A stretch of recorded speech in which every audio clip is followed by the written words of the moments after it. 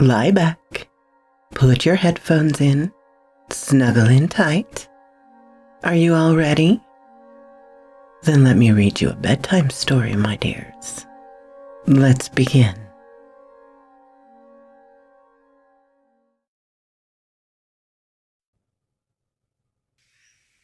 The Magic Shop by H.G. Wells.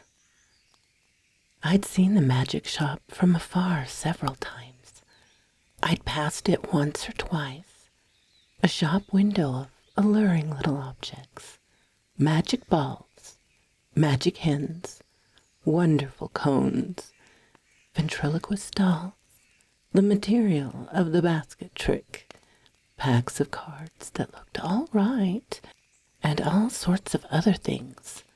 But never had I thought of going in until one day, almost without warning, Gip hauled me by my finger right up to the window, and so conducted himself that there was nothing for it but to take him in. I had not thought the place was there, to tell the truth. A modest-sized frontage in Regent Street, between the picture shop and the place where the chicks run about just out of patent incubators. But there it was, sure enough. I had fancied it was down near the circus, or around the corner in Oxford Street, or even in Holborn. Always over the way and a little inaccessible it had been, with something of the mirage in its position. But here it was now, quite indisputably, and the fat end of Gip's pointing finger made a noise upon the glass. "If I was rich," said Gip, dabbing a finger at the disappearing egg, "I'd buy myself that, and that," which was the crying baby, very human, "and that," which was a mystery, and called, so a neat card asserted, "Buy one and astonish your friends." "Anything," said Gip, "will disappear under one of those cones. I've read about it in a book. And there, Dada, is the vanishing halfpenny, only they've put this way up so we can't see how it's done." Gip, dear boy, inherits his mother's breeding, and he did not propose to enter the shop or worry in any way. Only, quite unconsciously, he lugged my finger doorward and made his interest clear. "That," he said, pointed to the magic bottle. "If you had that?" I said, at which promising inquiry he looked up with sudden radiance. "I could show it to Jessie," he said, thoughtful as ever of others. "It's less than 100 days to your birthday, Gibbles," I said, and laid my hand on the door handle. Gip made no answer, but his grip tightened on my finger, and so we came into the shop. It was no common shop, this. It was a magic shop, and all the prancing precedence Gip would have taken in the matter of mere toys was wanting. He left the burthen of the conversation to me. It was a little narrow shop, not very well lit, and the doorbell pinged again with a plaintive note as we closed it behind us. For a moment or so we were alone, and I could glance about us. There was a tiger in papier-mâché on the glass case that covered the low counter, a grave, kind-eyed tiger that waggled his head in a methodical manner.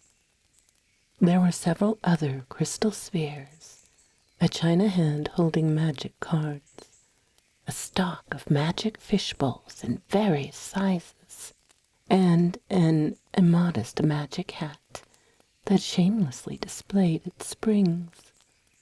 On the floor were magic mirrors, one to draw you out long and thin, one to swell your head and vanish your legs, and one to make you short and fat, like a draught.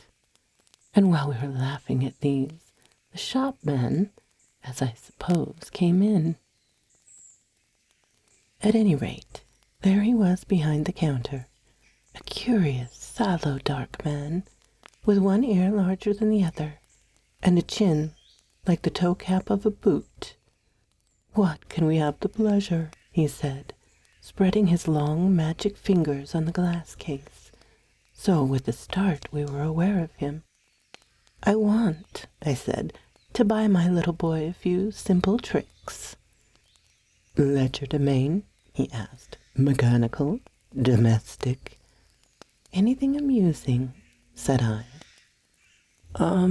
Said the shopman, and scratched his head for a moment as if thinking.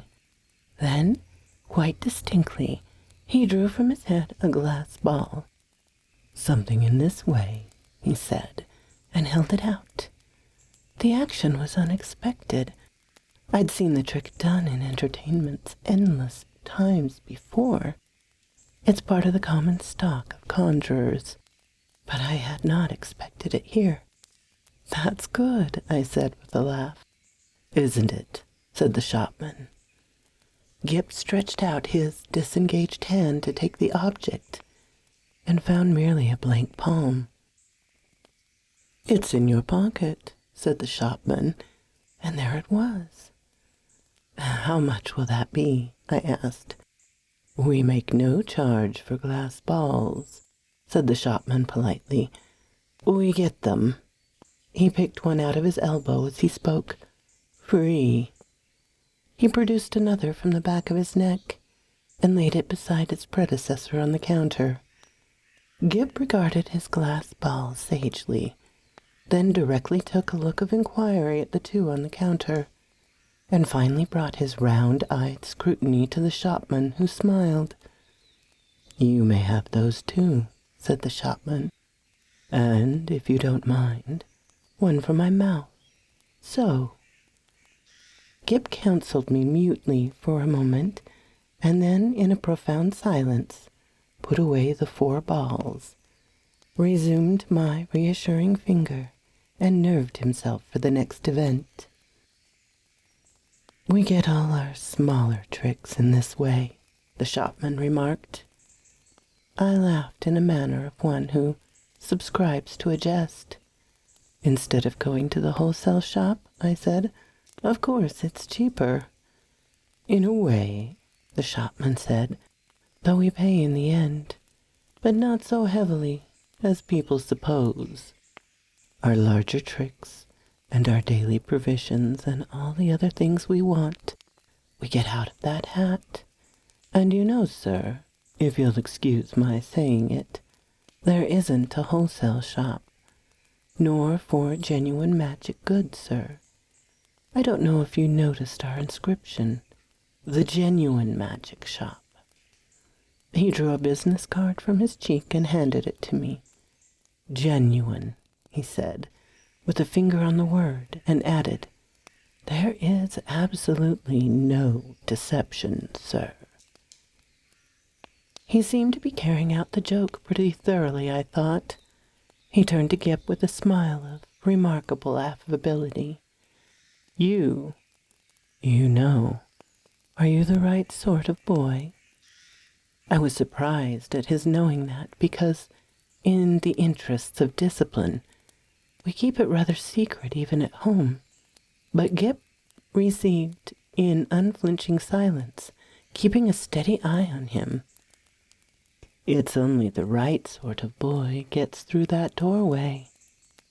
And, as if by way of illustration, there came a rattling at the door, and a squeaky little voice could be faintly heard. "Yeah, I wanna go in there, Dada. I wanna go in there. Yeah." And then the accents of the downtrodden parents urged consolations and propitations. "It's locked, Edward," he said. "But it isn't," said I. "It is, sir," said the shopman, "always for that sort of child."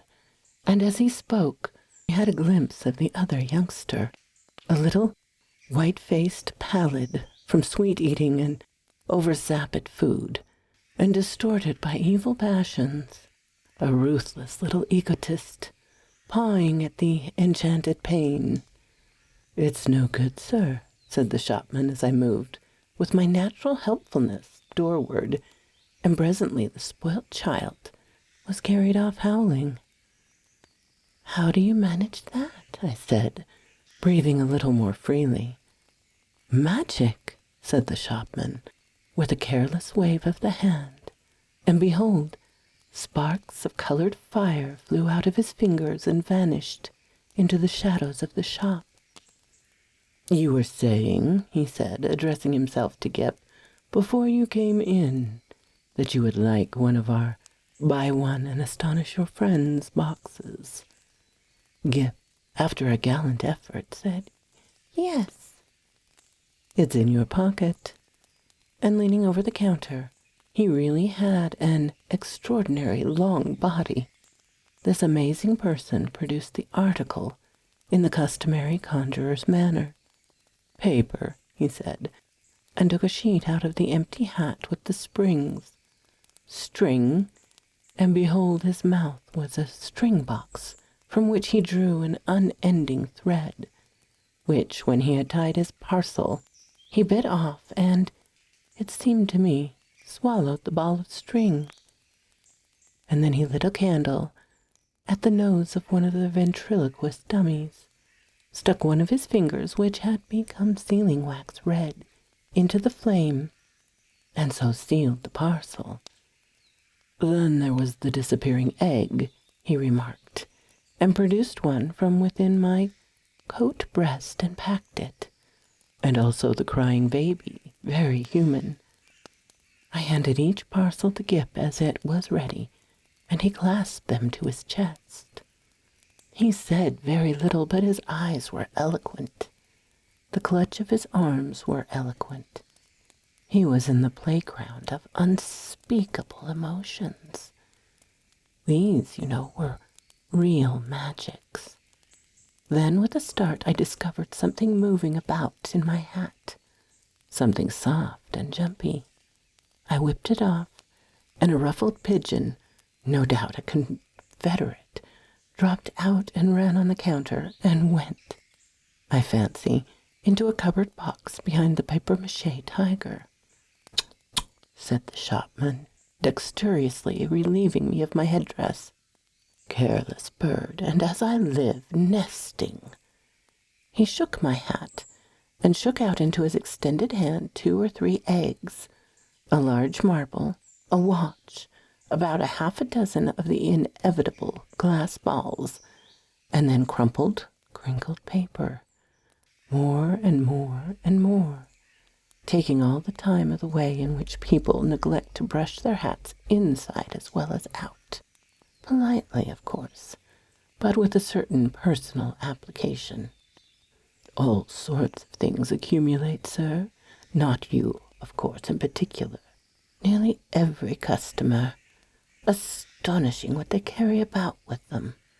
The crumpled paper rose and billowed on the counter, more and more and more, until he was nearly hidden from us, until he was altogether hidden, and still his voice went on and on. "We none of us know what the fair semblance of a human being may conceal, sir. Are we all, then, no better than rushed exteriors, whited sepulchres?"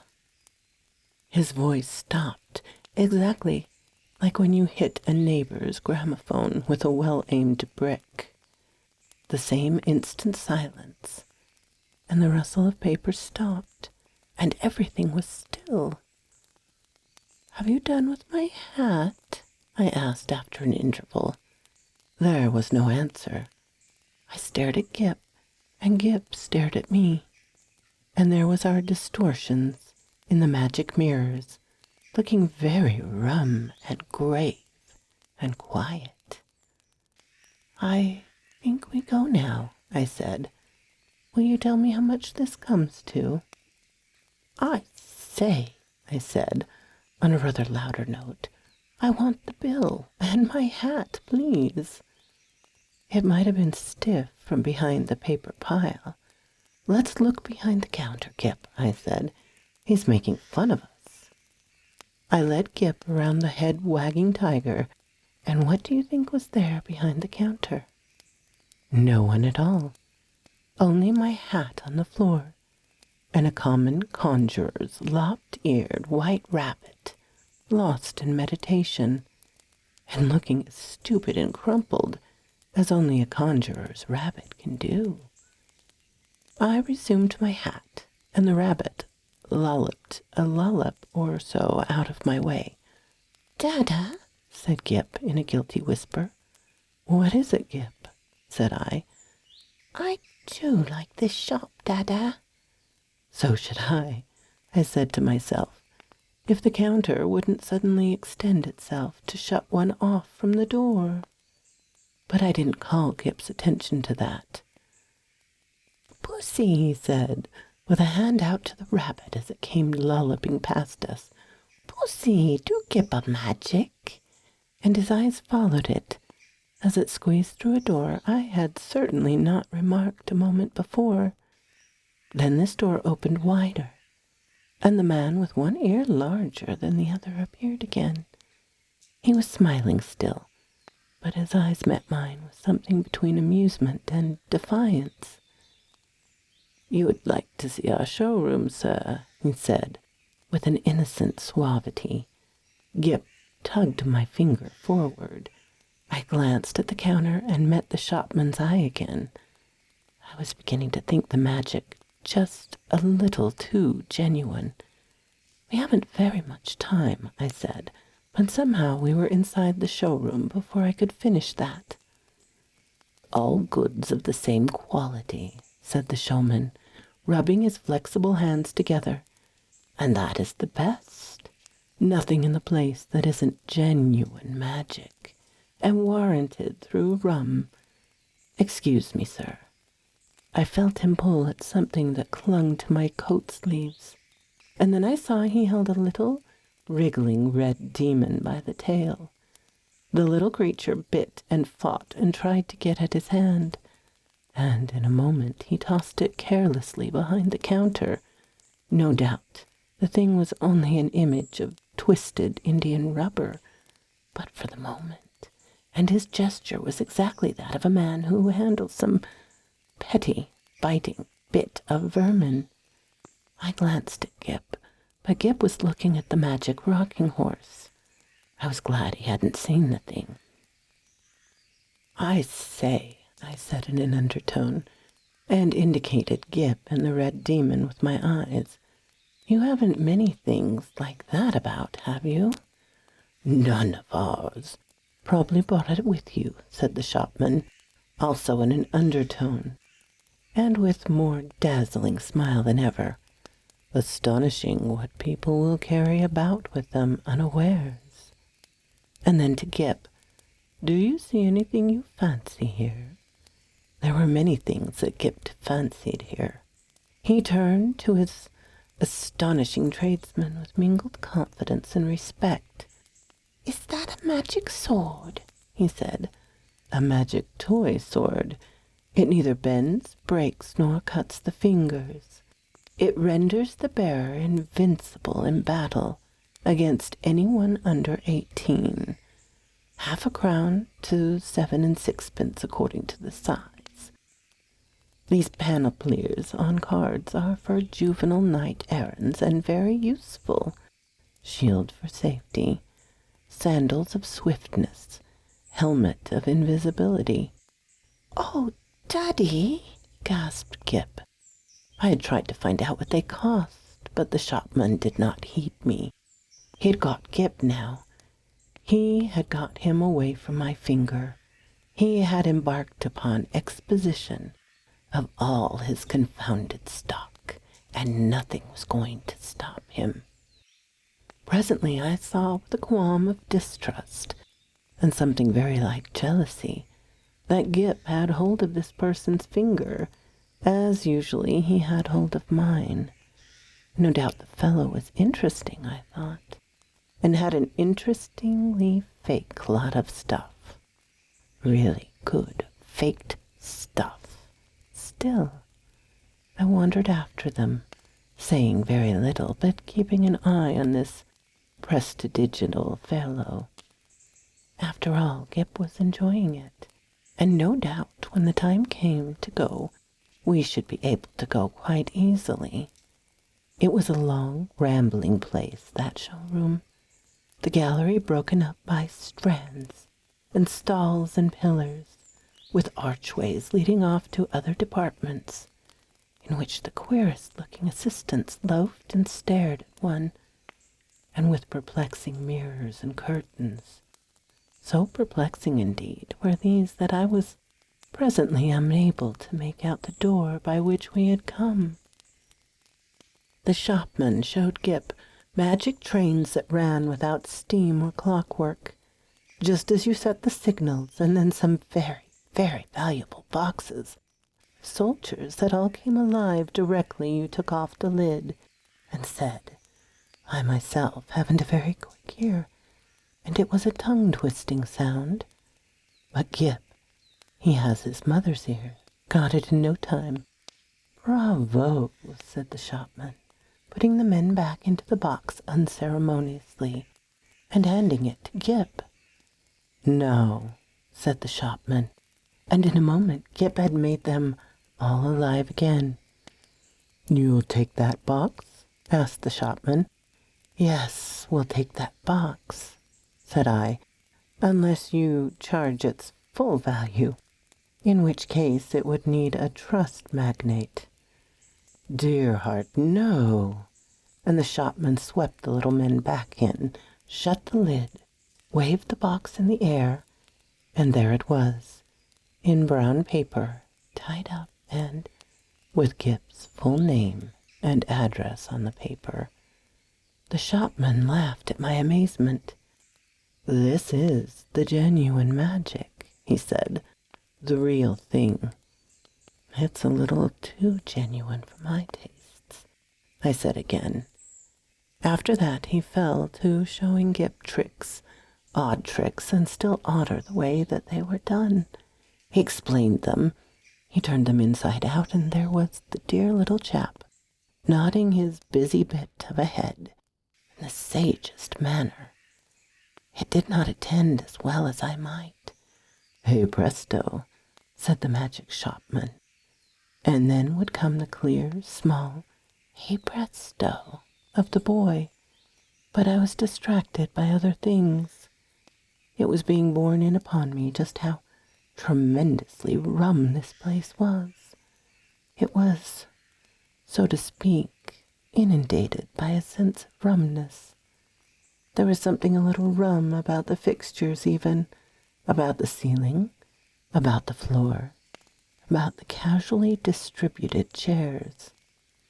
I had a queer feeling that whenever I wasn't looking at them straight, they went askew, and moved about, and played a noiseless puss in the corner behind my back, and the cornice had a serpentine design, with masks altogether too expressive for proper plaster. Then my abrupt attention was caught by one of the odd-looking assistants. He was some way off and evidently unaware of my presence. I saw a sort of three-quarter length of him over a pile of toys, through an arch, and, he was leaning against a pillar in an idle sort of way, doing the most horrid things with his features. The particular horrid thing he did was with his nose. He did it just as though he was idle and wanted to amuse himself. First of all, it was a short, blobby nose, and then suddenly he shot it out like a telescope, and then it flew and became thinner and thinner, until it was like a long, red, flexible whip, like a thing in a nightmare it was. He flourished it about and flung it forth, as a fly fisher flings his line. My instant thought was that Gip mustn't see him. I turned about, and there was Gip quite preoccupied with the shopman, and thinking no evil. They were whispering together and looking at me. Gip was standing on a little stool, and the shopman was holding a big drum in his hand. "Hide and seek, Dada!" cried Gip. "You're he!" And before I could do anything to prevent it, The shopman had clapped the big drum over him. I saw it was up directly. "Take that off," I cried. "This instant you'll frighten the boy. Take it off." The shopman, with the unequal ears, did so without a word, and held the big cylinder towards me to show its emptiness. And the little stool was vacant. In that instant my boy had utterly disappeared. You know, perhaps, that sinister something that comes like a hand out of the unseen and grips your heart about.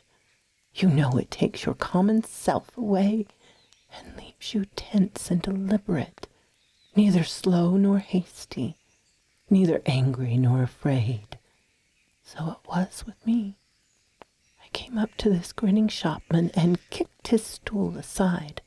"Stop this folly," I said. "Where is my boy?" "You see," he said, still displaying the drum's interior, "there is no deception." I put my hand out to grip him, and he eluded me by a dexterous movement. I snatched again, and he turned from me and pushed open the door to escape. "Stop," I said, and he laughed, receding. I leapt after him into utter darkness. Thud. "Lord bless my heart, I didn't see you coming, sir." I was in Regent Street, and I had collided with a decent-looking workman, and a yard away, perhaps, and looking a little perplexed with himself, was Gip. There was some sort of apology, and then Gip had turned and come to me with a bright little smile, as though for a moment he had missed me, and he was carrying 4 parcels in his arm. He secured immediate possession of my finger, and for the second I was rather at a loss. I stared around to see the door of the magic shop, and behold, it was not there. There was no door, no shop, nothing, only the common pilaster between the shop where they sell pictures and the window with the chicks. I did the only thing possible in that mental turmoil. I walked straight to the curbstone and held my umbrella for a cab. "Hansoms," said Gip, in a note of accumulating exultation. I helped him in, recalling my address with an effort, and got in also. Something unusual proclaimed itself in my tailcoat pocket, and I felt and discovered a glass ball. With a petulant expression, I flung it into the street. Gip said nothing. For the space, neither of us spoke. "Dada," said Gip at last, "was that a proper shop?" I came round with that to the problem of just how the whole thing had seemed to him. He looked completely undamaged so far. Good. He was neither scared nor unhinged. He was simply tremendously satisfied with the afternoon's entertainment, and there in his arms were 4 parcels. Confound it, what could be in them? I said, "little boys can't go into shops like that every day." He received this with his usual stoicism, and for a moment I was sorry I was his father and not his mother, so I couldn't suddenly, there, coram publico, in our hansom, kiss him. After all, I thought, the thing wasn't so very bad. But it was only when we opened the parcels that I really began to be reassured. 3 of them contained boxes of soldiers, quite ordinary lead soldiers, but of so good a quality as to make Gip altogether forget that originally these parcels had been magic tricks of the only genuine sort. And the 4th contained a kitten, a little living white kitten, in excellent health and appetite and temper. I saw this unpacking with a sort of provisional relief. I hung about the nursery for quite an unconscionable time. That happened 6 months ago, and now I'm beginning to believe it is all right. The kitten had only the magic nature to all kittens, and the soldiers seem as steady a company as any colonel could desire. And Kip, the intelligent parent, will understand that I have to go cautiously with Kip. But I went so far as this one day. I said, "How would you like your soldiers to come alive, Kip, and march about by themselves?" "Mine do," said Kip. "I just have to say a word, I know, before I open the lid." "Then they march about alone?" "Oh, quite, Dada. I shouldn't like them if they didn't do that." I displayed no unbecoming surprise, and since then I have taken occasion to drop in upon him once or twice unannounced when the soldiers were about. But so far I've never discovered them performing in anything like a magical manner. It's so difficult to tell.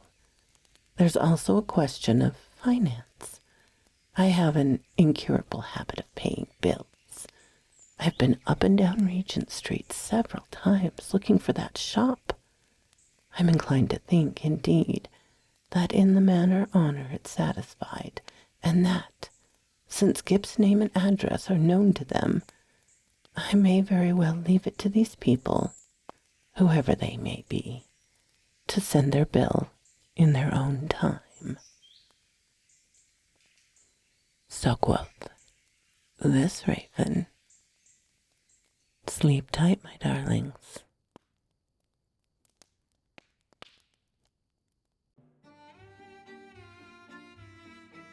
Thank you so kindly for stopping by my chateau, my darlings.